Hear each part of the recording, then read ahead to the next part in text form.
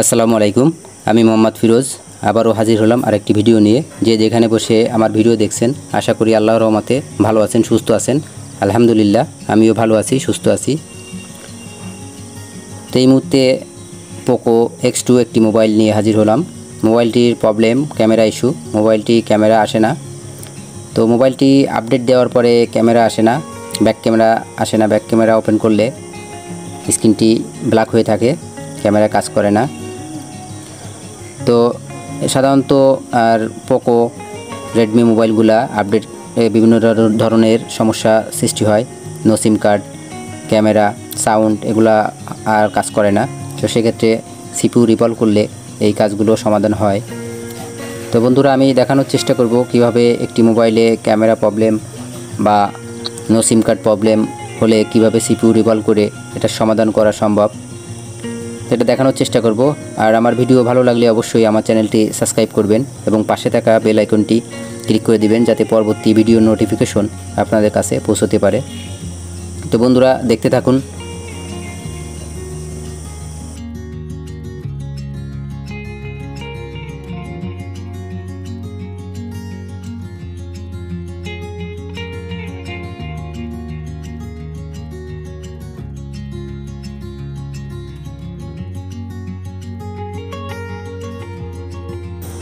মাদারবোর্ডটি আলাদা করে আমরা অবশ্যই ক্যামেরাগুলো মাদারবোর্ড থেকে আলাদা করে রাখবো, যাতে কাজ করার সময় ক্যামেরাগুলো ক্ষতিগ্রস্ত না হয়, সেদিকে খেয়াল রাখতে হবে।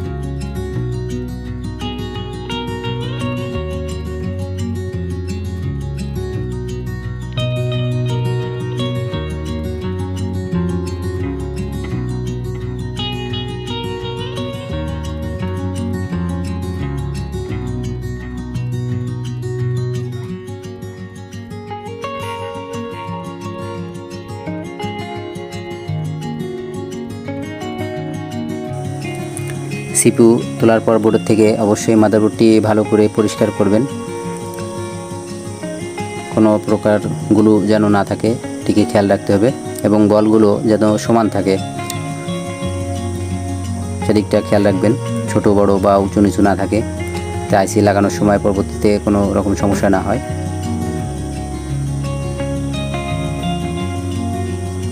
আমরা সিপিইউটাও গুলো পরিষ্কার করব।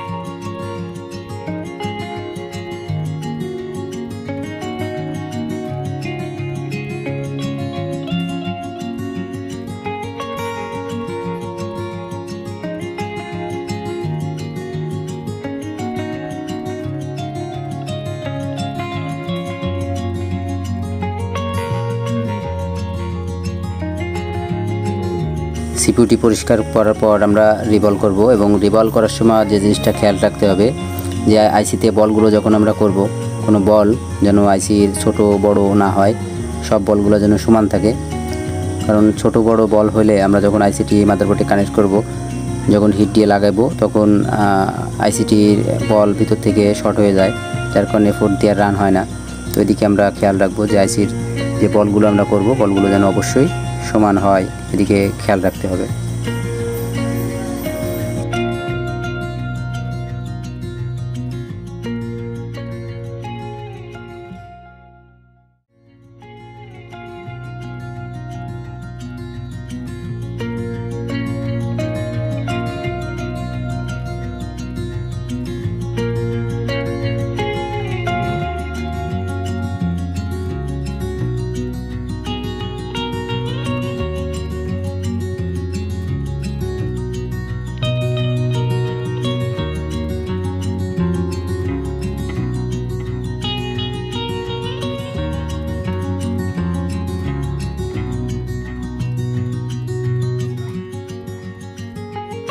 আমাদের সিপিইউর বলগুলো রিভলভ করা হয়ে গেছে এবং সুন্দরভাবে।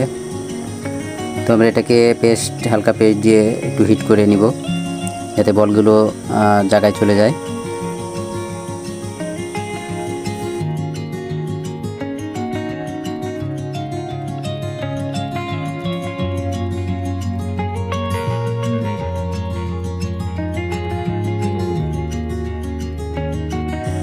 আমরা আলতো করে একটু পেস্ট মাদারবোর্ডে লাগিয়ে নিব।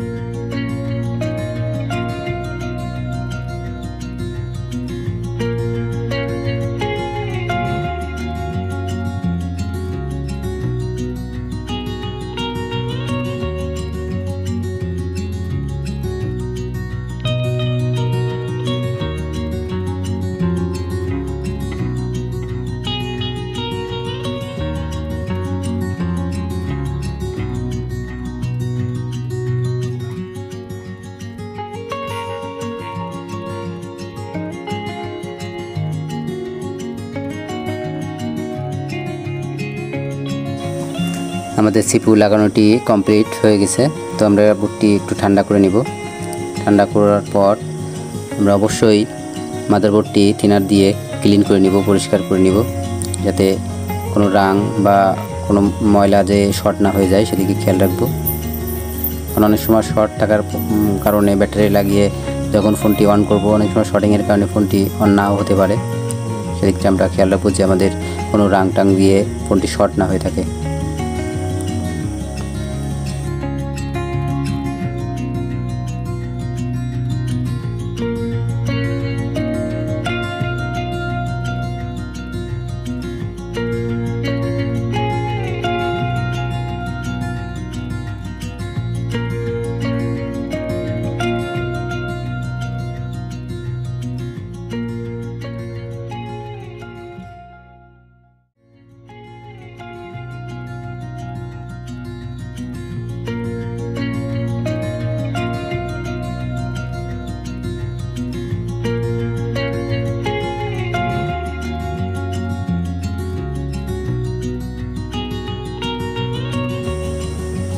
আমরা ডিসপ্লের সাথে মাদারবোর্ডটি কানেক্ট করব এবং ফোনটি অন করার চেষ্টা করব।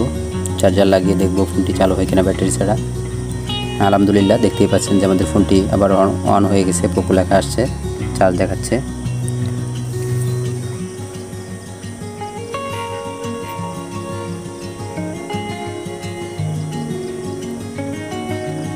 আমরা ফোনটিতে এখন ক্যামেরা লাগিয়ে চেক করব যে আমাদের ক্যামেরার যে প্রবলেমটি ছিল, ক্যামেরা আসে না, ক্যামেরাটি ওপেন হয় কিনা দেখার চেষ্টা করব।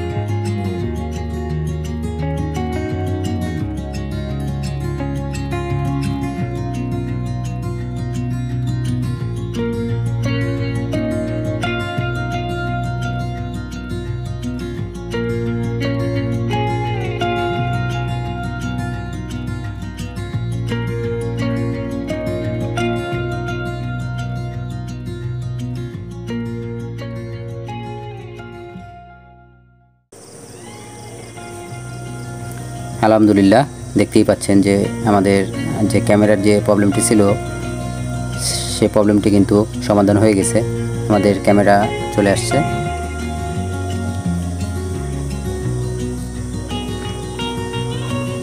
তো বন্ধুরা, এটাই ছিল আজকের কাজ। তো আমাদের যে ক্যামেরার যে ইস্যু ছিল, ক্যামেরাটি কিন্তু এখন চলে আসছে। তো বন্ধুরা, ভালো লাগলে অবশ্যই আমার চ্যানেলটি সাবস্ক্রাইব করবেন। আসসালামু আলাইকুম।